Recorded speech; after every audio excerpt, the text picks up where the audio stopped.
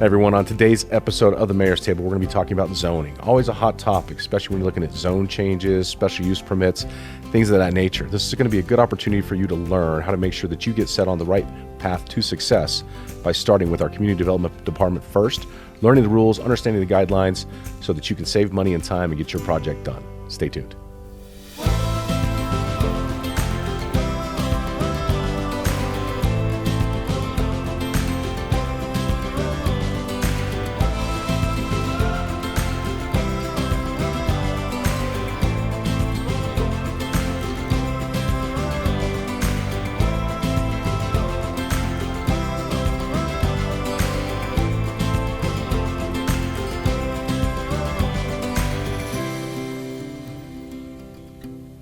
Hi everyone, welcome to the Mayor's Table. With me today, we've got some pretty special guests talking about a topic that I think a lot of people have questions about at times.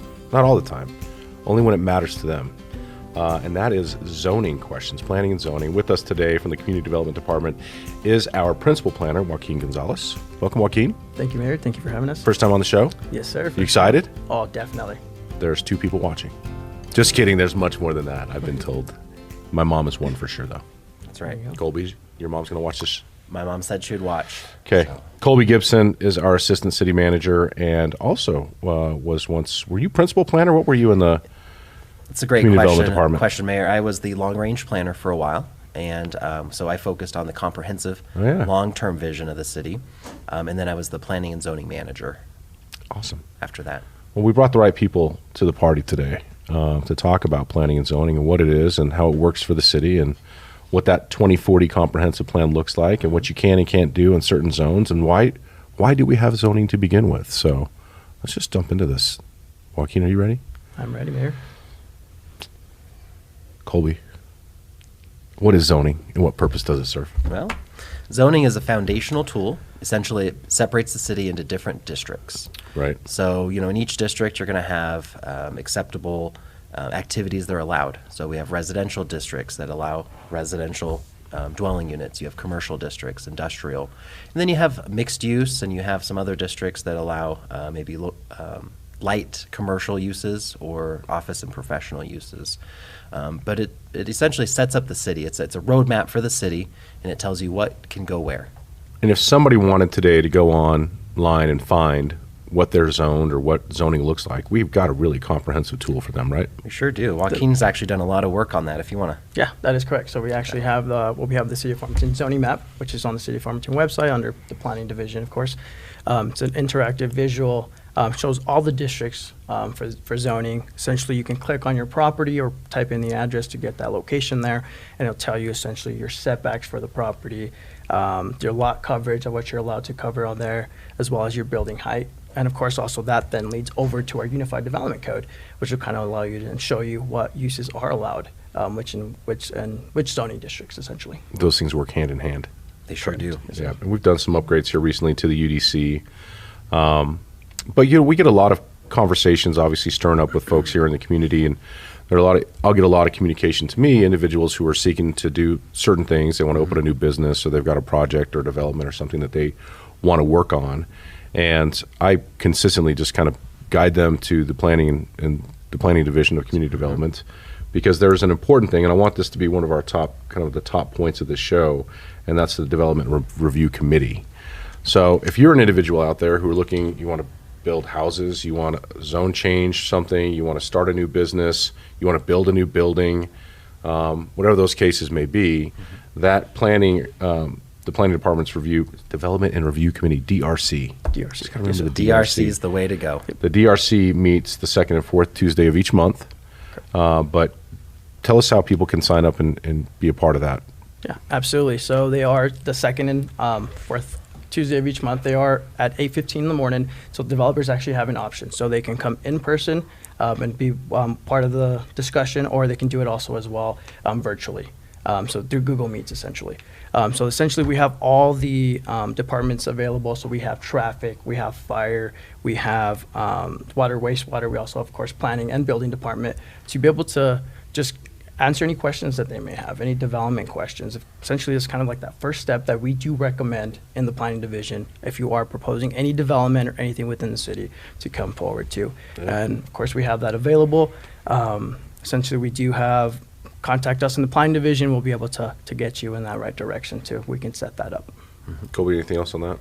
No, I will mention, even though we have a set date and time that we do that, this division is so community focused. It's truly a community service mindset. They will meet with people really any day, any time that works into their schedule. So if someone can't make a meeting at 8:15, Joaquin and team, they will set up a special meeting to meet with somebody. We've done that a number of times throughout the year.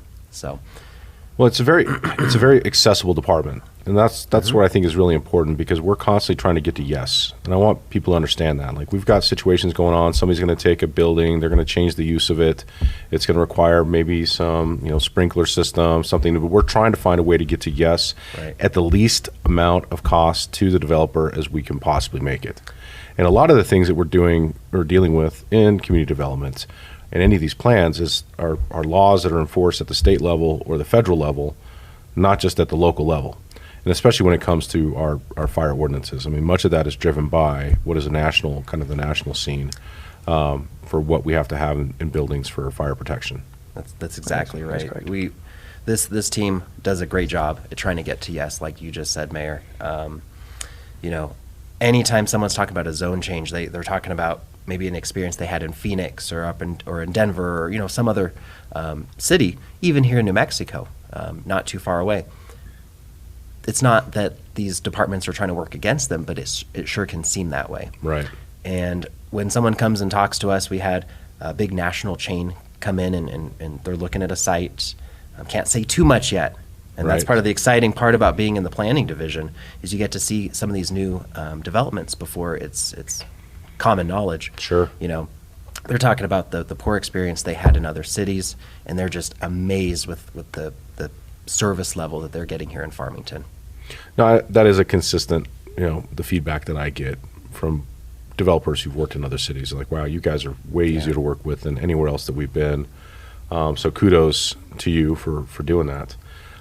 Land use is something that I think a lot of people, have their own opinions about, and what should go here, and whether or not I should have a say as a citizen about whether or not something should go here. We've had a recent situation occur where we've had a piece of land that was, I believe, listed as commercial use, or maybe it was mixed use. It had been for quite some time, and a store, a national branded store, bought the piece of property, and their model fit perfectly with what that zoning allowed use was, and therefore there was no need for public input. But in a lot of situations, there are.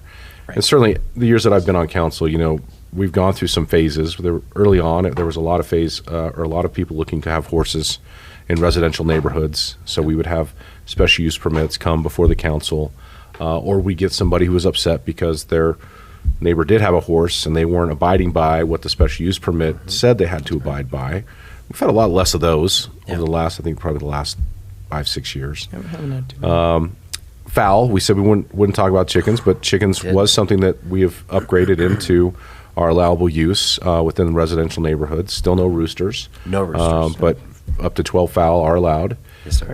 That was a component that we've upgraded. I think wasn't bees a part of that one, or I'm thinking about a different city? I think bees were part of that. Because I think we have a lot of actually beehives around that I've noticed for people, sure and pollinators, and actually from what I hear from our local bee farmers is their honey production's been really good. So yes. Shop local and That's buy right. local honey. There you go. But to get a special use permit, I had a phone call last night with a constituent who's interested to do something that requires a special use permit. What is the process to go in and request that? I guess first you need to know that you need to have a special use permit, but kind of walk me through that. Yeah, absolutely. So first step, of course, is one, knowing if you're going to need that special use permit for whatever zoning district that you are in. Once you get that going, then we'll kind of go through that guideline of the checklist of what you're required to have. So essentially, you'll need to have a special use permit criteria sign off, basically checklist you run through and say, okay, I'm going to be able to meet this special use permit. Be able to meet the criteria. Once you are done with that, sometimes we will ask for a site plan. Where are you going to be locating this? Where is it going to be? One, just to give that visual as Sure. After that, of course, there is a fee that is tied to it. I believe for a special use permit, I believe it's $80, if I'm not mistaken. It's very affordable, Very especially affordable, when definitely. you compare it to other communities. Absolutely. After you are done with that, then we'll get that going into the process. Typically, from start to finish, it's around a 6-week process. Okay. So essentially, staff will then go into writing a staff report. That's kind of when we'll look at, okay, are they going to be able to meet the special use permit criteria? Sure. Are they going to be able to actually mitigate any impacts that they may have, or does it fit the comp plan? Does it fit this area? After we are done with that, then of course we'll have the Planning and Zoning Commission meeting. Essentially, they'll be able to state their case. Staff will make our recommendation. It could be approval or for denial, essentially. And then after that, Planning and Zoning kind of make their recommendation as well. We take that then further to City Council, where City Council will essentially have that final say of approval or denial. It's an important component to understand that the Planning and Zoning Commission, who hears the first public version of this request, they don't actually have the authority to approve or deny. They're simply making a recommendation. That's correct. To, just like staff is. It's a recommendation to, here's why we say yay or nay. And typically staff is based on, existing ordinance and requirements, and it's a very unemotional staff report. This is just the facts. Yes, sir. Very objective. Very objective. Yes. Planning and zoning, of course, that public meeting allows individuals who are within 100 feet of the property. And that 100 feet is dictated by state law. Yes, sir. It's Correct? New Mexico state It's law. New Mexico state law. Yes, A lot of people ask me, well, why isn't it 300 feet? Why isn't it 1,000 feet? Right. But the people within 100 feet get the opportunity to come to the public meeting, planning and zoning and city council, and they can actually put their comments and concerns or approval on record as, because they're within the 100 feet, and then they get to cross-examine the city, or they get to cross-examine the permit, person asking for the permit, and everybody else can come in and make comment, but there's no cross-examination on that. But the point I want to make is that it's a very transparent process. I mean, and we want that Planning and Zoning Commission meeting to be robust, and we want people who are concerned or people who are in support of to come out and share their thoughts. It's your community, it's your neighborhood. That's important part of the process. But then understand that whatever planning and zoning decides, that's not necessarily going to be the final outcome. I'll get a lot of individuals who they've gone through planning and zoning, and whether it's been approved or denied, typically if it's been approved, they don't show up for the city council meeting. Well, in the city council meeting, the petitioner doesn't show up, but then you've got community members who do show up who may typically are against that, and without the petitioner there to actually speak to, man, it becomes a really rough situation. Really does. As an elected official, you're sitting in front of your constituents, and you've got constituents going, this is bad, we don't want it, here's why. And if it makes sense, well then really, we appreciate planning and zoning, you approved it, but tonight, unfortunately, the petitioner doesn't show up. That's a big piece of it. So if you're looking to do a special use permit or anything that requires planning and zoning approval, denial, city council, so forth, make sure you show up to all the meetings. Absolutely. And be thorough. And if you've got something that you are certainly passionate about, you want to see happen, you make sure you bring people with you who support that as well, because there's so much the weight of the comments are typically so much on the negative side of why we don't want this. And we need some people. And again, it's all based on what it is. Every situation's different. But I always tell both parties, make sure you tell people. And please don't contact your elected officials during this process, because it's called ex parte communication. If an elected official is having conversations with a petitioner or with somebody who's for or against, whatever the case may be, that all needs to be held in the public arena. That's why we have them at the city chambers, so that it can all be kept on record, and we can be clean of anything happening behind the scenes. None of that stuff needs to be happening. So if you call me and you're like, hey, I want to talk to you about a situation that I have going on, I will tell you, I'm sorry, but I can't speak with you about that. So just please come to the meetings. And yeah, and that's a great point. If someone's concerned about a zone change or a special use permit, they can't reach out to their mayor or their councilor, but they can certainly reach out to staff, right? We can let them know all the facts, all the information, what's going on. Because you mentioned it earlier, a lot of times there's some misinformation that might go out. Sure. And we'd love to correct that, because a lot of times that is the case. So we talked about the 100-foot part. Okay. Notice goes out via mail to the people within the 100 feet. We also put a sign on the piece of property if it's a zone change, special use permit, those kind of things. Yes. To notify the public that, hey, there is going to be a public hearing about this. So when you see those signs, and pieces of property. That's what that's for. Is there any other notification that goes out to make sure that the public is made aware of those zone change or SUPs? Yeah. So essentially we do have, of course, the legal notices I've stated. We also have it Legal posted on the notices. City of Farmington website under the agenda, so that those are posted there as well. I think that kind of covers mostly That's everything there, everything. that we have at least legal requirements that we have to.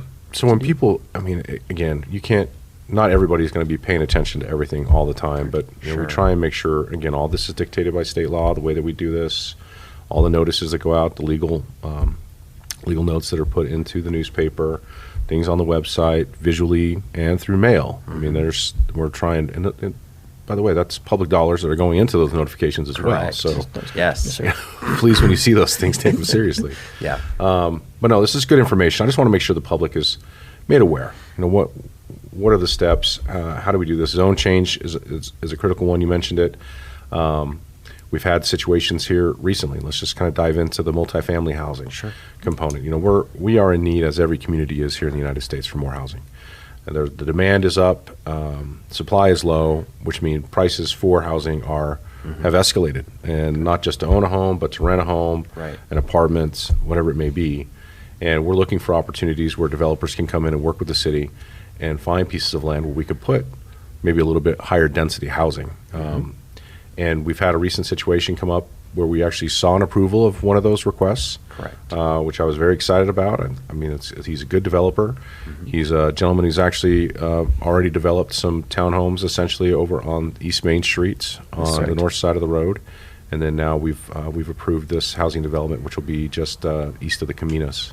Yes, sir. Yeah, tell us a little about that. Yeah, Anything in particular? Sure. So what's interesting about this project is it does not necessarily fit any one of our standard zoning buckets, our zoning districts. And so we do have a couple different tools. It's called a planned development or a planned unit development. And within those zoning districts, you can actually almost create your own type of standards. And so we had a piece of property. It was zoned single family 10, which for reference, that's a 10,000 square foot minimum lot size. So if I believe this property, you could fit 46 lots. If you Approximately, could use every single square inch of that property, you could get up to 46 lots. Well, it's getting harder and harder, like you mentioned, Mayor, for the developers to make it pencil. Right. If they can't make it pencil, they're not building it. So of Sure. course, you know, that's something we want to see. And so what he was able to do is cut the minimum lot size down to, I believe, 2,500 square feet. Correct. And he is putting a little bit smaller home than what we typically see as well. Joaquin, what's the smallest home on those lots? I believe it's somewhere around 750 square feet. Roughly. 750 to 1,100 square foot homes. So again, a little bit different product than what you're seeing in your Sure. standard traditional subdivision. But again, he's making it work. He's using an infill lot that's already developed around it. And I believe he's creating 69 new homes in that subdivision. So pretty incredible project. Like you mentioned earlier, we got to see a little bit of what he's building right now up in the Shea Heights subdivision. He took an existing pre-approved development and made some changes through our minor amendment process, and is able to, I believe there's 46 or so townhomes going up there. No, they're nice. And they're they're solid. beautiful. I've got to Yeah. tour one of them. If you're looking for a townhome experience, I mean, it's so quiet. We walked into one, closed the doors, and it was so quiet, which tells me the quality of the construction. And Yes. but yeah, really, really beautiful homes that he's building over there. So, yeah, I mean, I see that as a win. You know, I can certainly understand individuals who are concerned about, you know, there's going to be so many more people in this area, so much more traffic, Right. and all those kind of things. And I don't disagree with some of that, but some of it's unfounded. The numbers don't pencil out that there's going to be an issue per se, Sure. so to speak. We've got a new McDonald's going over on 20th and Dustin, Yes. which, by the way, I can't believe the building's already up. It's already up. Like, I blinked my eyes, it was dirt, now it's a building. Be up by You know- Christmas, I'm sure. Yeah, and and actually, when that came to city council, there was no opposition to it. It was approved, and I think that'll, for that area over there, it just adds another restaurant experience for folks. And so, yeah, we appreciate the Bronsons, investment here in our community. Absolutely. Yeah. Not every one of them it comes across makes sense, so not all of them do get approved, but No. when it comes to housing right now, it's a major point of interest, and not just for us, but this entire Four Corners area. When you consider what we need for our workforce and what the current cost of living is when it comes to owning and renting a home, so we have to do that. We talked how zoning can be changed, zoning and how it was established in Farmington. I mean, that history is interesting. You know, when I first moved here, I thought, how odd. The entire river corridor is pipe yards. You know, this is typically, you know, I grew up in Denver, and typically anywhere there's a river, like, we're trying to put some sort of public use around it, and we've got pipe yards lined up right against the edge of the river. But that has been something that we have committed to investing in as a city, and saying we're basically going to be retrofitting, which is much more expensive. It is. To go in and get some of this land back so we can do, you know, river trails and provide public access. But even then, you know, I can tell you that where Safeway was a pipe yard on East Main Street, and you know, now it's all these great shopping area, and so the Maverick just right down the road too. Maverick, that was Halliburton, and Seven Brew that's now there as well. That's right. So we're seeing some of that come along, and a lot of that is driven. Joaquin, you mentioned kind of the roadmap, or Colby mentioned the roadmap, the 2040 comprehensive plan. That was approved, I think, 3-4 years ago. 2021. 2021. Yes, sir. So that is kind of the roadmap for all future councils to kind of consider when we're looking at what the long-term view is for how we want our community to be.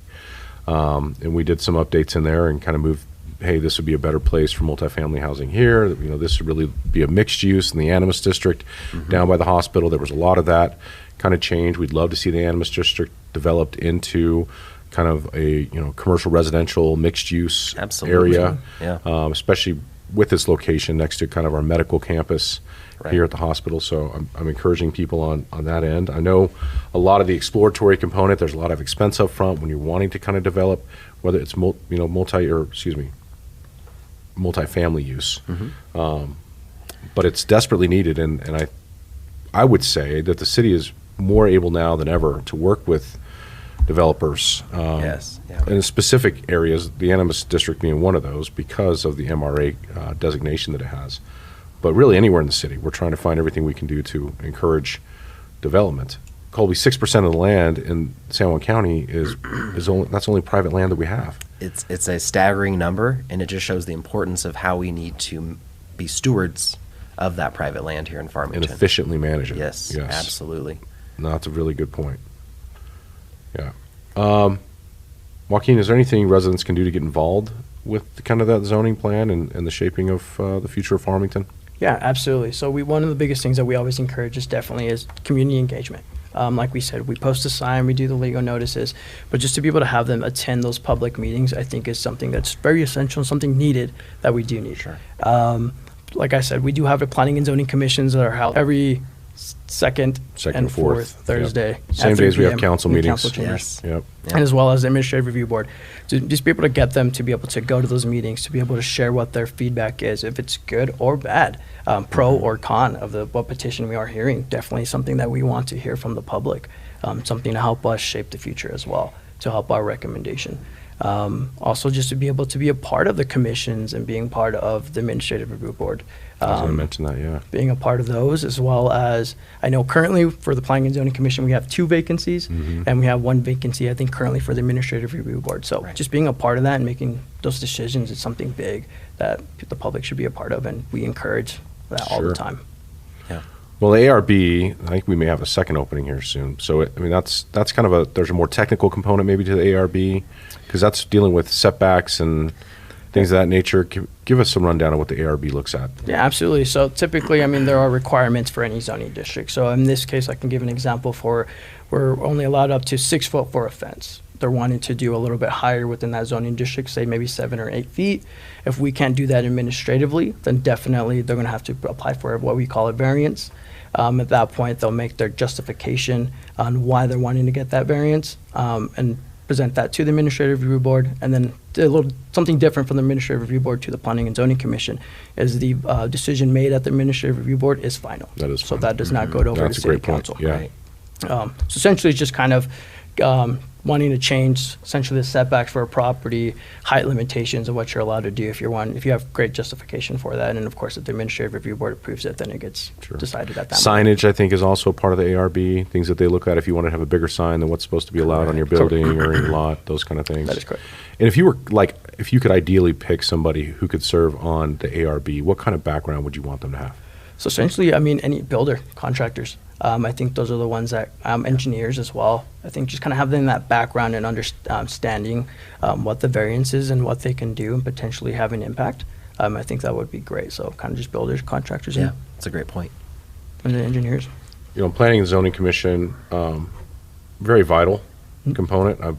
We've had people who've served on there for a long time, and some of the most dramatic theater happens at City Hall when there's a Planning and Zoning Commission meeting. So I want to tell my Planning and Zoning Commissioners, thank you for your service. And then for that particular role as a Planning and Zoning Commissioner, I mean, typically what we're looking at, I try to bring people in from all different walks of life that represent, folks in our community, different backgrounds, different careers, just so that there is a good mix of opinions up there. You got to have good feedback from those commissioners. And we do have 2 openings on there right now.